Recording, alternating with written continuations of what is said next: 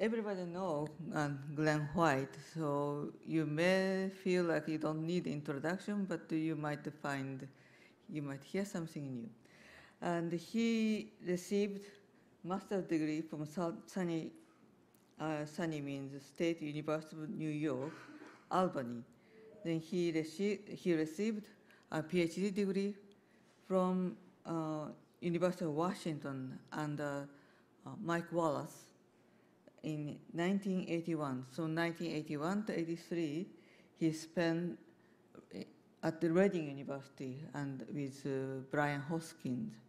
He started European Center Seasonal Diagnostic Project with Ian James. He said Ian James, but I think he did the work. I know that. Ian was really got it going. He wrote the basic programs. Really? I didn't know that. So I didn't know, because I took over his project later, so I knew the code. I saw the code. So since in 1983, he came to the United States and joined NASA Goddard. In 1985, he came to NCEP, NMC, yep. And development branch. So after that, all the time he was doing diagnostic work. And he visited University of Reading in 1989. 1989? No, 89. For 1 year. So during that time, I worked with him, and he wrote the first seasonal diagnostic bulletin from the European Center. He wrote all the text, and I did dirty work, and I produced figure. So that's how I knew him. Thank you very much. Thank you, Michiko. So I've known Michiko and Jim since that time. Very long friendship. Thank you for coming. I made up this title, and then let's see, wrong way. I stumbled across a book in the Crofton Library called The Weather Experiment, Pioneers Who Sought to See the Future by Peter Moore. And it was, I think, in a way, a bigger revolution than what I'm going to talk about. And of course, it was spurred by technology like ours. They invented the telegraph, and this led to daily weather analysis. Smithsonian had them as a tourist attraction starting in 1858. And in England, after a bad shipwreck in 1859, Robert Fitzroy wrote, "Man cannot still the raging of the wind, but he can predict it. He cannot appease the storm, but he can escape its violence." And he was funded, actually, just to produce analysis of oceanic winds from ship reports. But there was about 3 or 4 people in his office who produced storm warnings and daily and short-range forecasts based on daily weather analysis from telegraph reports 6 days a week. And the only time he made the forecast on Sunday was when the Queen asked for one. Right.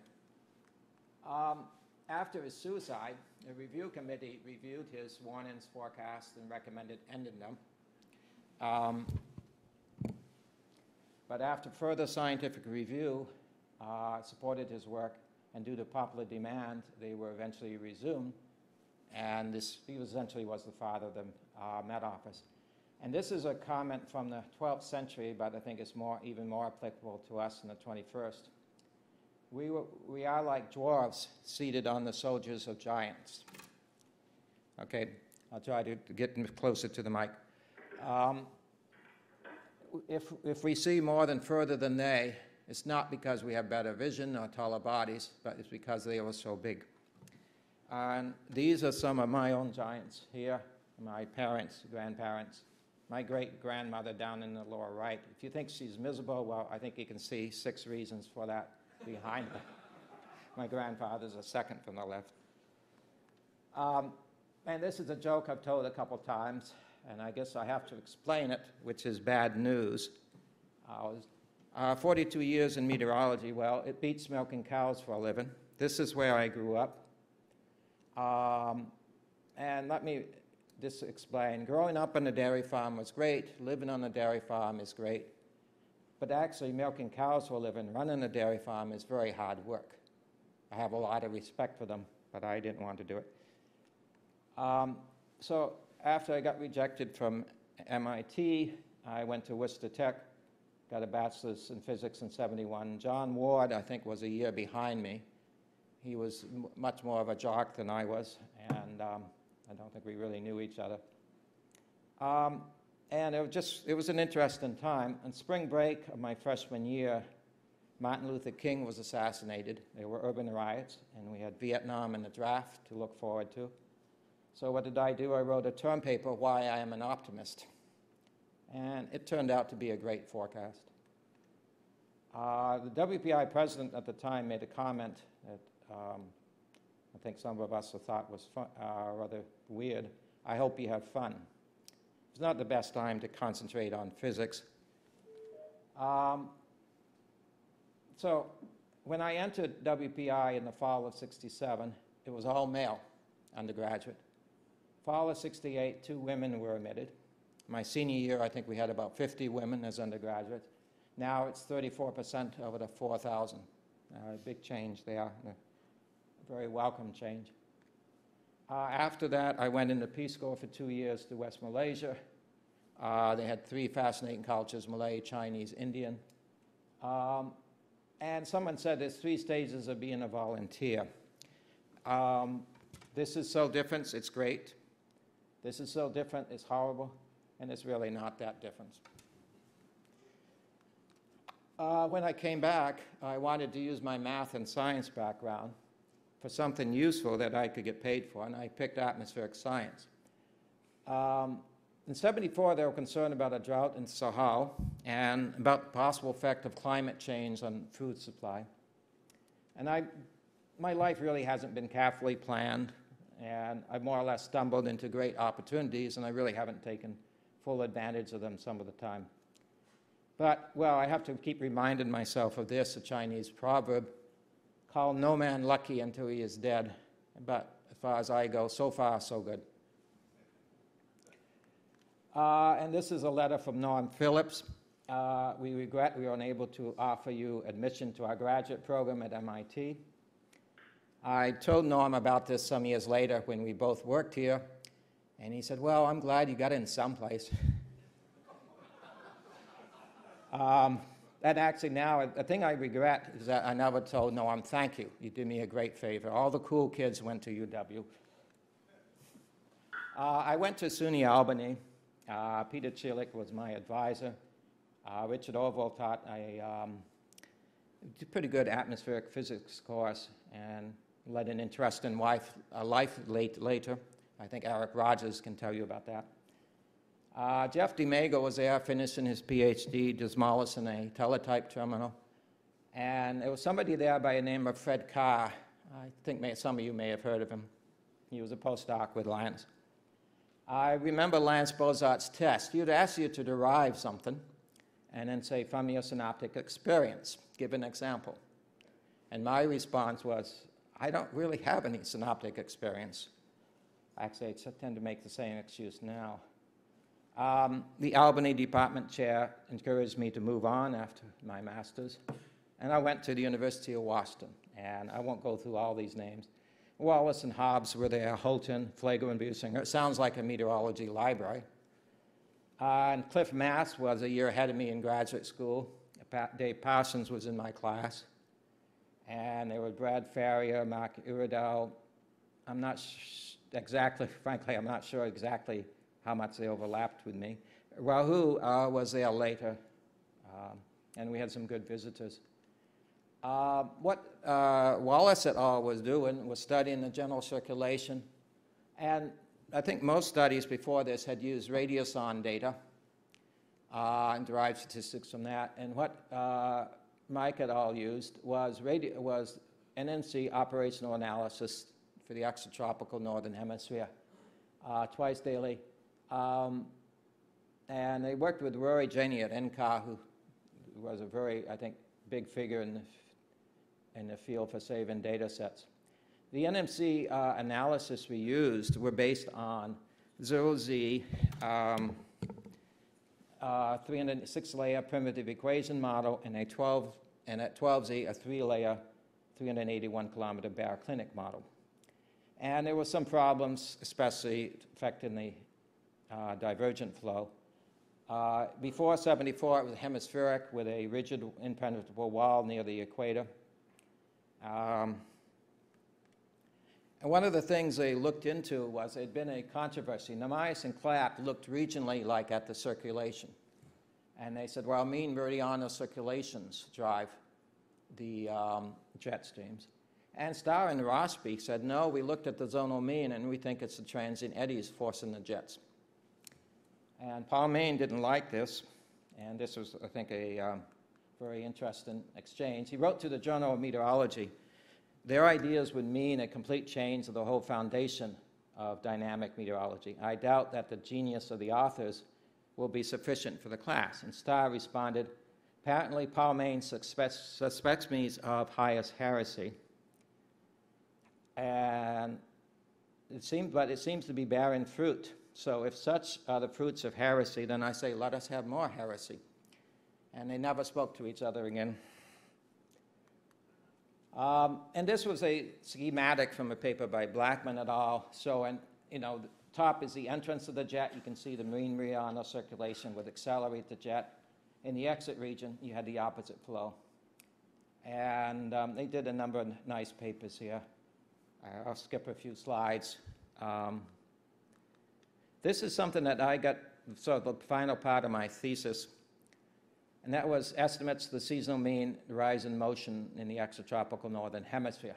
On the left is the precipitation in July, and on the right, you can see this is from 6-hour forecasts from NMC.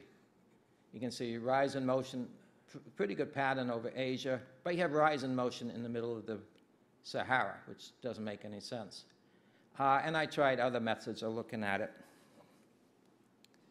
of trying to calculate the best vertical velocity from the analysis.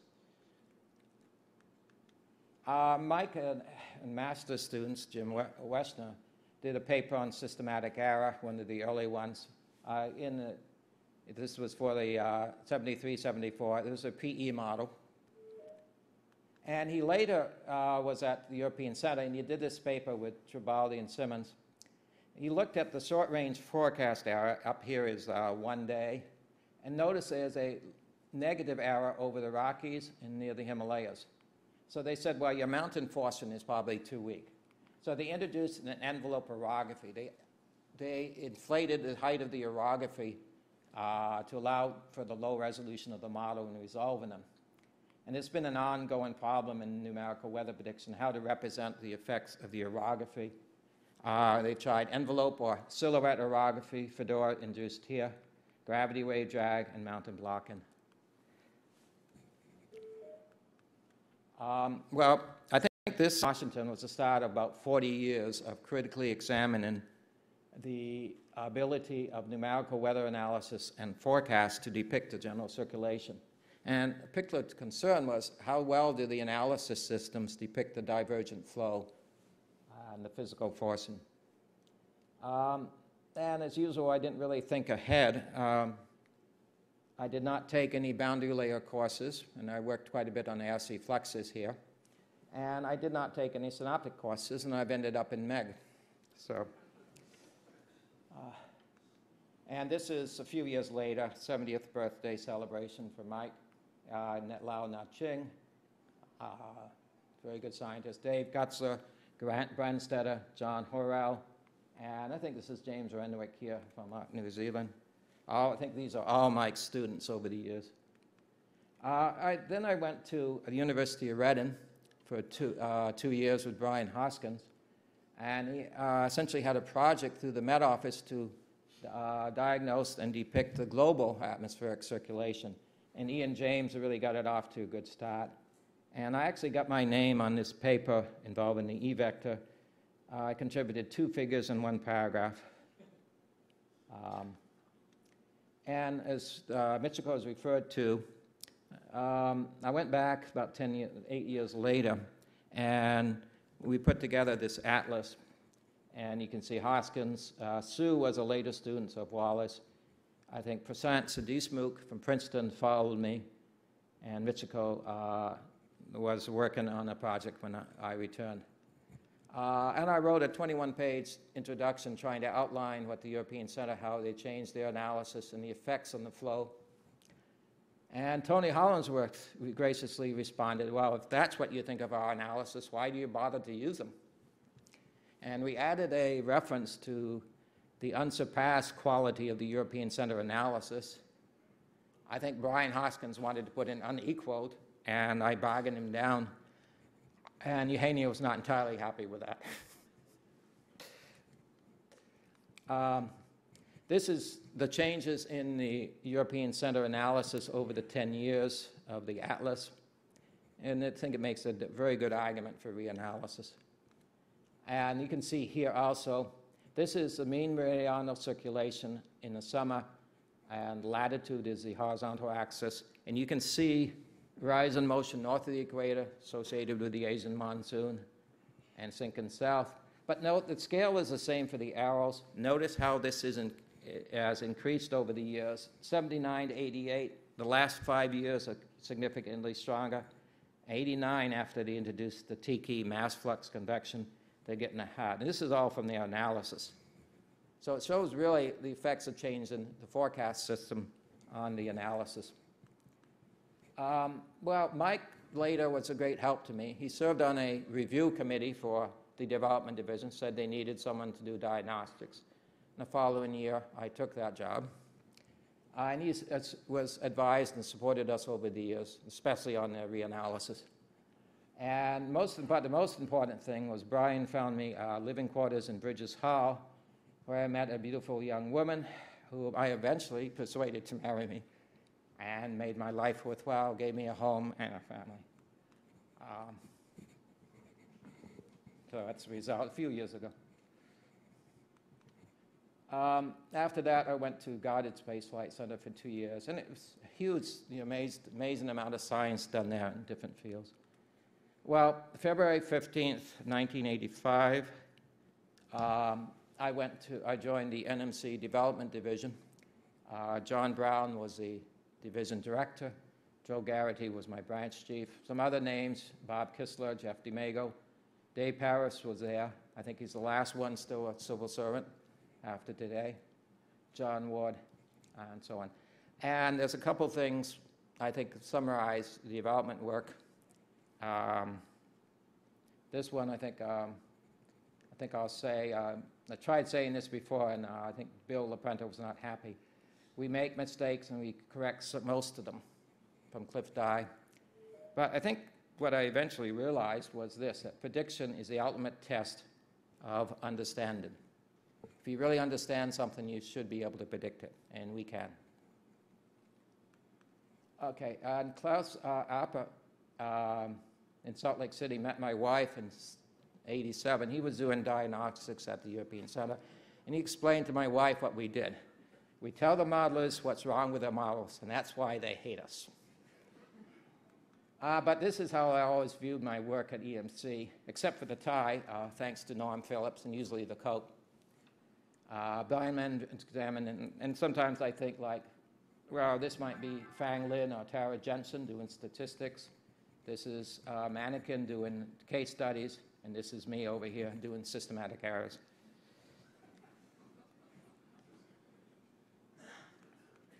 And one of the tasks I excelled at, I'm very proud of, was my ability for, if some of you, the younger people in the audience, don't understand what a transparency is, ask someone over 40.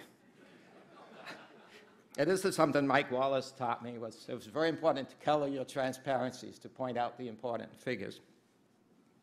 And I actually, going through my stuff a couple of days ago, I found I still had 2 left. Okay, let me skip through this. There's a lot of different projects. One of the ones that I think really had a big impact, and Eugenia was the one pushing the project and really the force behind it. Bob Kistler did the work of carrying it out. If you can't hear me all the time, I'm sorry. It's, yeah, the position is not working out very well. Anyway, this was a paper published in Bulletin of the American Meteorological Society, accompanied by a CD-ROM. with a 50 years of monthly means. And we published an earlier one, a 40-year reanalysis. And I checked this week, and these two papers have 28,000 citations in Google Scholar. And Mark Kane gave Eugenia some advice. They will criticize it, but they will use it. And that will be, I think perhaps that's a model, maybe it should be EMC's model. Well, now it's a 70-year reanalysis. I believe it's still going. It was a 210-kilometer model, 28 layers. It was equivalent to what we implemented in '95 in operations, except the resolution was higher in operations. And you can see we used the Tubbs vertical temperature sound, and NESDIS converted radiances to temperatures for us. And that was one of the things I think that helped this reanalysis in some ways, although because subsequent reanalysis like a CFSR were much better, much higher quality, except they used radiances, and they had a problem with a discontinuity as the radiances changed and improved over the years. One of the things that I think we helped push the reanalysis was we produced CD-ROMs for each year from 50 to 2008. Wesley Yobisasaki did a great job of producing them. And as I said, 50-year monthly mean and synoptic CD-ROM. Towards the end of this, of course, the only people interested in the CD-ROMs were people in Africa, third world countries with poor internet connections, and Lance Bozart. And this is how the data changed over the years. And I think you can see why we started in '48. It's the beginning of the Northern Hemisphere radiosonde network. In the late 60s, there was an increase, I assume, due to early satellite data. And since '79, we really have had more global coverage. And of course, these numbers are small compared to what we see now with the new satellite data. And that's really since '79. You might have thought, well, it doesn't make sense to go back before '79 in the Southern Hemisphere, but that didn't stop us. And I think really it's, as long as you're aware of the limitations, it's very useful. And now I'm going to talk about the GFS.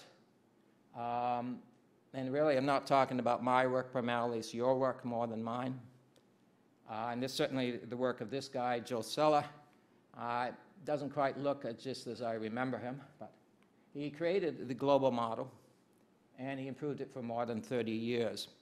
He implemented it August 1980, and it was R30, 12 layers. Now, the last time, we now have 1,534 waves and 64 levels. And the final version of GFS hopefully will be implemented in June or July. And in a year or two, it will be replaced. But I think 37 years for a computer model is an awfully long time. And this is how the resolution, I think this is done by Fang Lin. You can see we started at 375 kilometers. We use harmonics, spectral harmonics here in the model. Started at 375, and we gradually reduced. Now we're at 13. Started at 12 levels. We haven't increased them as much as 64, and I think it's a high priority to increase this. This is the dynamic core and some physics changes. And there's a website here that gives you a much more complete record.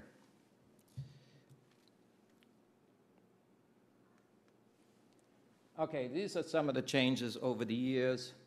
About the time I came, we introduced a complete physics package from GFDL in Princeton. And we introduced the enhanced orography, our version of it. A year later, we used to limit convection at first to 300 and below. That was a problem, as you see. We extended it to the tropopause. And in next year, we went from 12 to 18 levels of moisture. And you can see the changes over the years. I'll talk a bit about this. SSMI, precipitable water over the sea. We put that in '95, and we withdrew it in '97. And this is the Hadley cell. It's one of the first things I looked at here.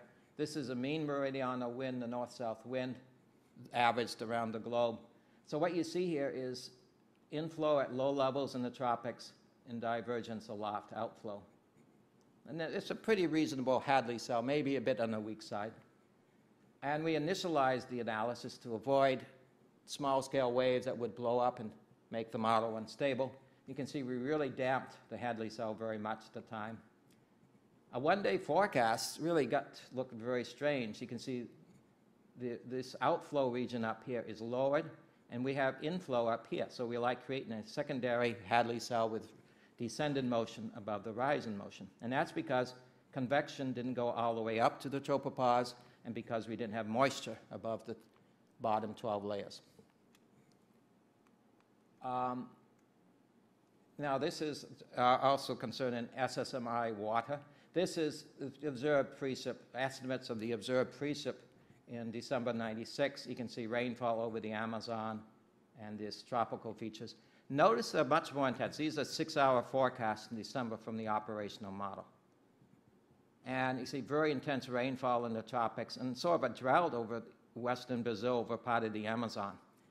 And what we did is we deduced, I think I showed these plots, and CPC complained, and people deduced what was happening was the model physics was not compatible with the SSMI precipitable water estimates, so it would rain it out over the oceans.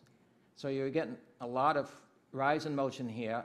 You had sink in motion over the Amazon, and you also had the soil moisture. We removed a climatological constraint so that the soil moisture would dry out, and it led to really a bad precipitation estimate over the Amazon. When we took it out, we restored a much more reasonable pattern, less over the ocean, more over the Amazon.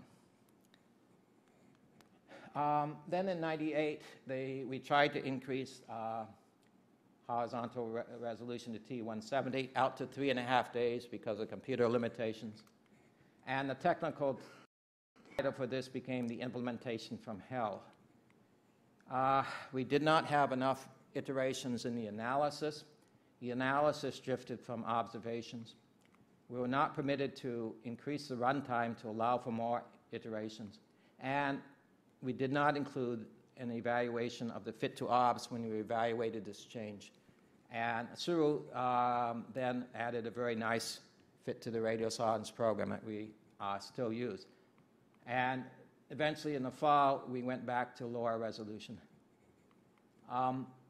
And let me just say here, and I'll show this later, I'm talking a lot about the flaws in these early models, but as you see, the skill kept increasing. And you'll see that later. Okay, okay, let me skip this. Here in 2004, again, we were dealing with getting the orographic forcing right. I think Jordan Elput worked on mountain blocking. And I'll talk a bit about a major implementation in 2005. So we went from 50 kilometer to 35 kilometer resolution. And we enhanced the orographic height by 10%. It was a tuning, essentially, of the mountain block in here to get the most effective. And Murthy did very careful work on reducing the background diffusion. Bob Kistler and Steve Lord had the idea, I think. We carefully tested these in one-day experiments. The idea was if you improve the one-day forecast, you improve the longer range. And you can see, if you just increase the resolution, you can see here, you get a large, this is a time mean error over 2 months and 500 height. You get a negative error over the mountains. So then you had to retune the mountain block and increase it, and you remove these errors. And, okay. And you also decrease the RMS error in the same regions. 2010, in this case, again, this involved a retuning. Fang Lin and Jordan worked on this. You know, they adjusted, they did a number of cases to adjust it. We added a new mass flux shallow convection by John Joe and Walu, new planetary boundary layers. This is a major step. It took them like 8 years of work to get this. And however, we saw there was upper level wind errors increase, so we increased the background diffusivity, and that had effects. What I'm trying to do here is trying to show you that, this is model development. You make changes, some of them work, some of them don't. You go back and improve them. And so here again, they did a number of experiments here with different types to get the right forcing. And again, they saw the same thing as before. If you just increase the resolution, you got big differences near the mountains here. So you had to retune the orographic forcing to avoid these large errors. And this is the shell convection they added. Before, we assumed like half the air went up, half the air went down in the lower atmosphere. And instead, we assumed most of the air went down slowly, but you had these narrow regions of strong upward motion. And as a result, this is 15 south. And what you have here in the subtropics off the east coast of continents, like here's the Andes, you have this low-level stratus clouds, and they are important in the radiation budget. You can see in the previous model, we had something, but they were too high, too weak. Higher resolution, if anything, made them worse. These are 7-day forecasts. This is cloud liquid water. But you see, with the new convection in T574, we got much better stratus clouds, stronger, and with the right sort of getting higher as you went away from the continent. But there was, and we saw here, a rather spectacular reduction in the RMS error. This is a fit to rayobs for different northern, southern hemisphere and tropics. So we really improved the model. We fit the radiosondes better. But the dashes of the new model, you can see that they are we have a bias here, and this is more of a negative bias. We made the winds too weak. And we got a complaint from the Caribbean forecasters that before they had something called trade wind burst. They said, your trade wind bursts are now 2 weeks. My first reaction was, what's a trade wind burst? And just sudden accelerations in the low-level wind in the Eastern Caribbean. And the flights between the islands are at low level, so it's a problem. And we'd had them good before, not that they ever told us. We were more realistic in the European center, and by increasing the diffusion, we deteriorated them. And then we addressed the problem, of course, I think, in the next implementation. And this is in 2000, we went 2012. I'm skipping over a lot of improvements just for some examples. Certainly the radiation Utah-Ho improved that greatly, and I don't think I'm going through any here. And the assimilation also, this was when we introduced the hybrid assimilation in 2012. And here was a minor change, and there were cold and moist biases found in the central U.S. So we changed a lookup table in the land surface. And this was, I think, at the beginning of my exposure, and near the beginning of my, what Brad Farrier calls a physics wheel of pain, or some people prefer whack-a-mole. Essentially, you cure a cold bias and you introduce the warm bias. And you cure the warm bias, you change the winds. And then you change the winds, you introduce temperature biases. And I think the physics people know it much better than I do. About this time, I started working on the model evaluation group with Jeff Manikin, and it's been something I really enjoyed, and Jeff's been a great contributor. It moved me away from systematic errors, and I thought, oh, I'd do both this and systematic errors, and I didn't find the time. But it was good for the GFS because it forced us to look at how the vast majority of users use the model for local forecasts and for near-sensible weather. And it's something I thoroughly enjoyed. Corey joined us a couple years later, and then Tracy, and now Paul. This is one of the problems. These are radiosondes in Iowa.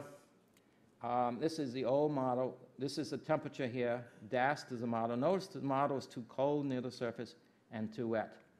And this is something that Jeff Manikin found. And you can see the fix that we put in reduced this problem quite a bit. Okay, 2015, we went to 13 kilometers. Notice there was one change here. We changed the bucket soil moisture climatology by the CFS, and that led to some problems I'll talk about in a minute. And in the following year, we went to the 4D hybrid, And, but what forecasters complained about was corrections to the land surface to reduce a warm, dry bias over the Great Plains. We also at this time introduced hourly output out to 5 days. And this is a problem. Tracy Durian did this plot. And you can see now the forecast is too warm. This is for Omaha, and the dew point is too low. And this really hurt the forecasting of severe weather by SPC. You can see the new model, especially for this station, not so much for others, really reduced the problem. In 2017 was our latest. And again, we made some changes to the land surface to address a specific problem. Raizun did this. And also John Joe introduced some changes to cumulus convection, and we introduced a new sea surface temperature as well as a new computer structure. And I'll go through a few slides quickly just to show it's not all about 500 millibar height anymore. It's about sensible weather. And these are improvements to the CONUS precipitation and improvements to the 2-meter temperatures. Fang Lin put in a great grid-to-ARBS program. It allows us to look over 16 regions of the continental US and Alaska. And most are green, indicating improvements. And that was the bias. This is the RMS fit to the ARBS for western and eastern US and the 10-meter winds. So again, we track them carefully. One of the things we started, the last 2 implementations, is asking other NCEP centers, regional headquarters, and forecast offices to submit case studies, particular cases that they want us to look over the last 3 years. And these are what we did for this implementation. Tracy Durian took the lead here, and Jeff and Corey contributed. And they found them useful. And of course, we have the centers review. That's been going on for a while. And some of them do very thorough studies on their own. Okay, and a few comments here that impressed me. One was from Barry Lynn, who's at the Hebrew University in Jerusalem. And he runs a downstream model. I think he has a private company from our analysis. He said, I appreciate the efforts of NCEP to improve its forecast products, provide research and so on, with this very useful information on a timely, very useful basis. I don't think you can find another government organization that provides this kind of service in such a responsible, consistent way. And I also received a request from a company in Spain. They wanted access to our hourly retrospective data, which was impossible at the time, and we need to do something in the future. Russia, I actually got some emails from Russia. And the GFS was the main source for their forecast company. And they had complained about these sudden cold waves at lower 2-meter temperatures in Moscow. And thanks to Wei Zun Zheng, I could tell him, well, we have a fix we hope to implement in the spring. And Wei Zun sent him some plots, and he was impressed. A year earlier, I got a email from Argentina that the GFS was too hot and too dry over the Pampas. And I told him, well, we have a partial fix that should greatly reduce the problem. It's always nice when you have a complaint, you say, we have a fix coming. And not that I had anything to do with the fixes, but John Joe and Wei Zun and the land surface group have done a great job. And I think they've responded very well to the comments of the field.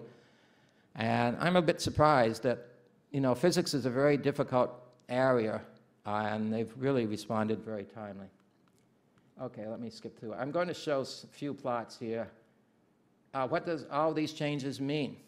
Well, this is, again, trying to get the divergent flow or the precipitation, the rise in motion in the atmosphere, right, and the moisture. This is CMOF. It's a satellite estimate. It's an estimate as a highly placed source, and data assimilation has told me. This is a 6-hour forecast from our old model, the one still in operations. And you can see there's quite a lot of resemblance. There's some differences. I'm not sure which is verifying which here. And this is a new model, and there's some improvements here over the southern US, for instance. But to me, they have quite a lot of resemblance. Our models have more precip than the satellite estimates, but it seems like we've come a long way in defining this divergent circulation in the tropics. And how about forecast? Well, this was an early forecast that was encouraging.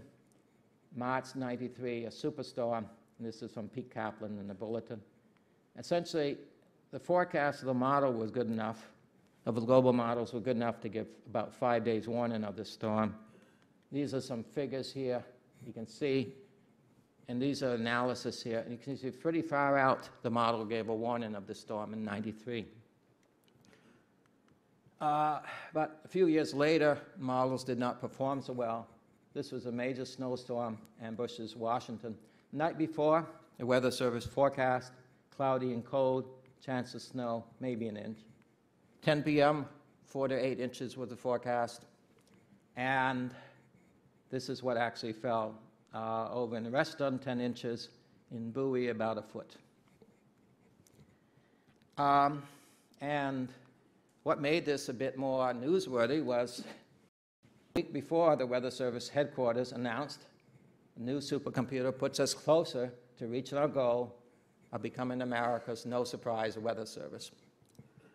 And Steve Trachton reviewed the forecast for that, and he said, well, and I think Lance Bozart too, essentially the forecasters disregarded the observational estimate of the storm, like the day before. And also a problem was they relied on deterministic models. Later, the SREF was run, a short-range ensemble was run, that gave a 40% chance of significant snow, which would have been an improvement.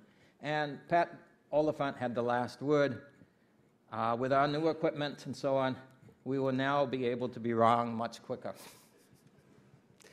I think Louis was down talking to the penguin, and I lost his cartoon, unfortunately. And there was later, Post gave us the worst week in Washington twice. For 2013, we promised a snowquester, we produced a no-quester, and that was too warm for snow, although they got snow in the suburbs. 2015 was like this winter. Essentially, we made a great forecast for New England, but for the major cities, we over-forecast the snow.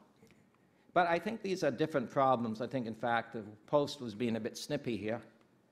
I think, we knew the storm was coming. There was just errors in the details, the exact location and the temperature. So I think that's an improvement over 2000 when we didn't know the storm was coming.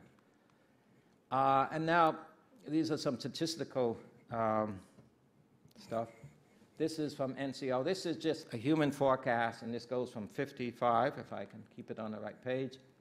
55, this is 36-hour skill over the North America, and 72 hours. And you can see back here in 55, we had about 25%, and now we're up over 80%. I think 100 would be perfect. This is the 500 millibar anomaly correlation, day 5. The green here is the reanalysis that Cyril and company did a few years ago. The frozen system, but with the satellite radiances improved over the time. So that's a frozen system. This is our operational model. You can see in 84, the scale was 0.55 correlation. Now it's up near 90%, not quite 90%. Southern hemisphere is shown here. You can see a similar improvement and a very rapid increase in the 90s. I would think John Durbo and company were largely responsible for this with the data assimilation of satellite data.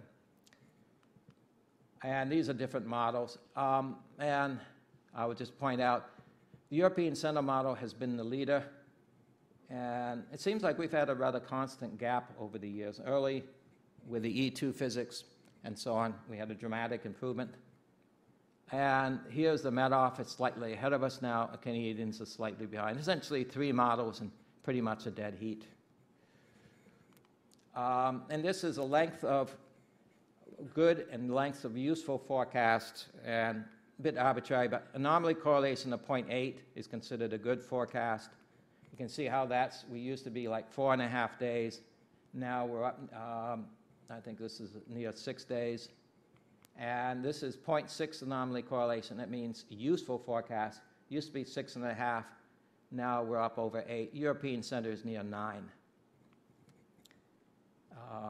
Southern Hemisphere, the European Center does a bit better than we do relative to they're about the same in both hemispheres. We're slightly worse in the southern than the northern.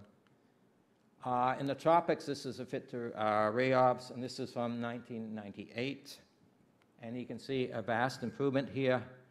6-hour forecast here. Now we have 48-hour forecast with the same skill, measured against balloon observations by balloons. Low levels, the same story.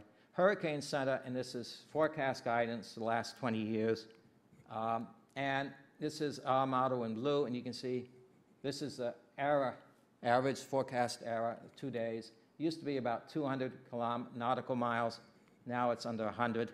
European Center is here in light blue, and they have slightly better skill in many years, but it's very comparable. And this is a forecaster skill, what the forecaster makes out. This is what goes to the public. This is where they were in 70, 79.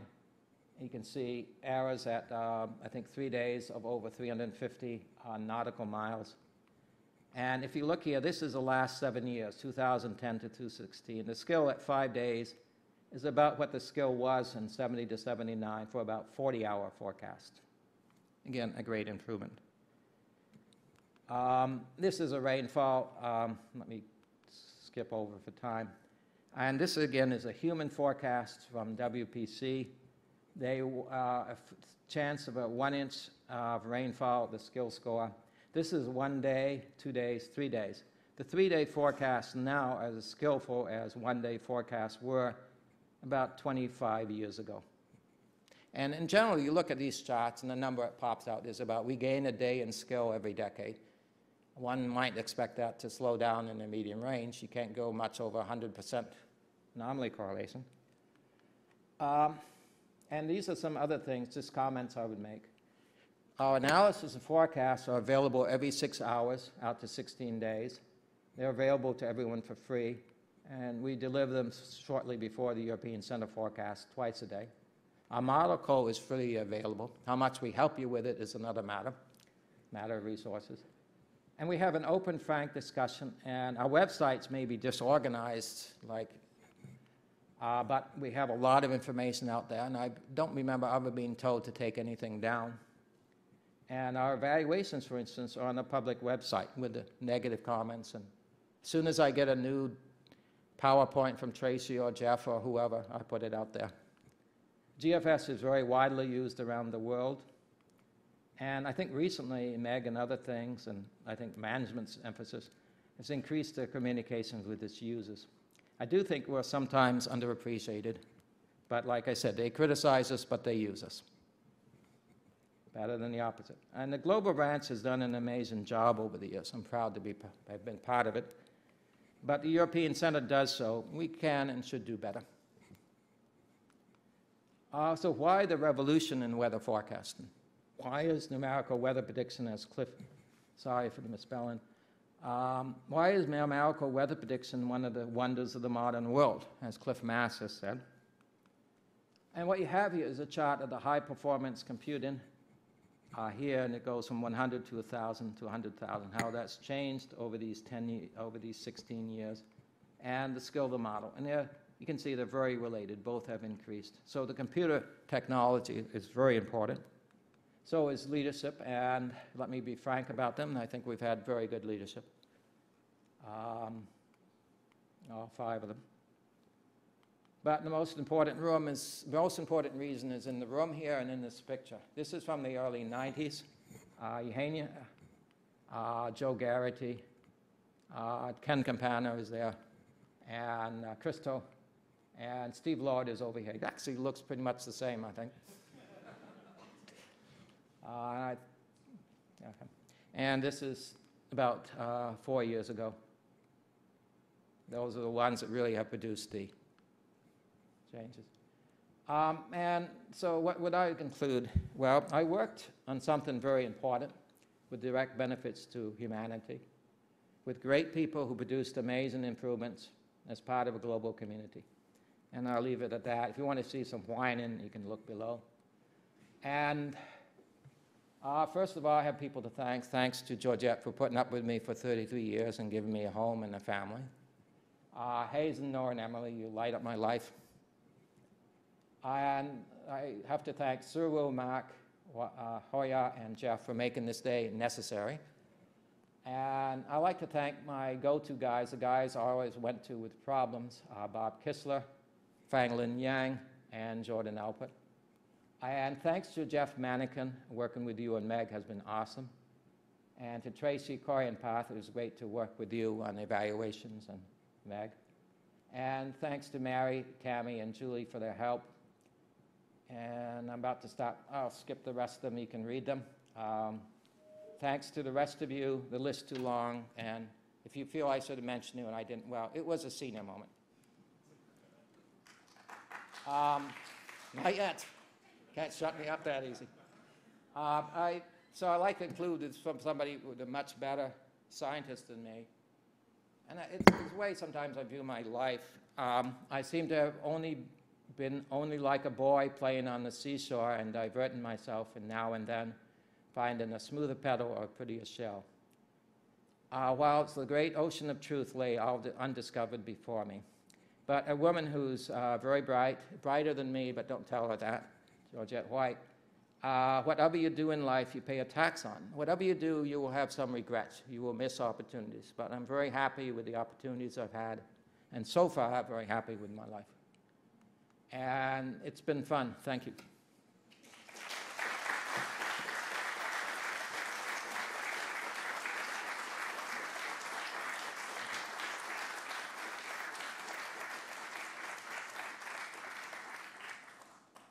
I apologize to those on the line. I think you had trouble hearing me. Mike was a bit awkward to me. Okay, I think we have time for some questions, comments, corrections. Yehania?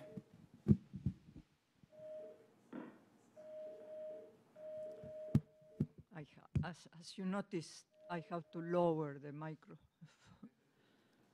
I've never seen a picture like that, with more difference in heights than the heads of EMC that you showed before. It was great, and I thank you for all the amazing things. We couldn't have done the improvements without you.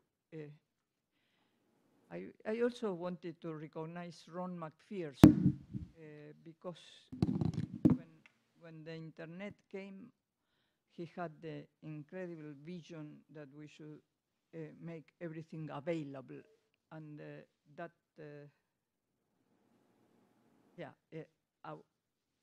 our system, the NCEP system, is much more used than any other in the world because of that.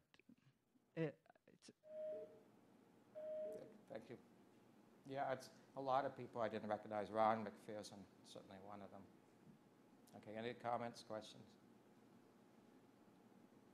Okay, are there any on the line? Comments and online? Okay. In that case, well, Glenn needed no introduction. He needs an outro. So Glenn and his family would march out first, and we would hold our places for just a moment to facilitate, I guess, quick removal. And that'll work good. Also, if you're going to be having lunch with us, you'd follow Glenn out to the tables, and if you're not, you can go on. It'll be kind of crowded. Anyway, there's a cake cutting ceremony, and that's where you're headed next. Okay. If everybody that opted for lunch would just head straight to the conference center, we're kind of on a tight schedule. We're on a tight schedule. So if you didn't opt for the lunch, if you could just let the other people out, count to 60 and then let them go. So very good.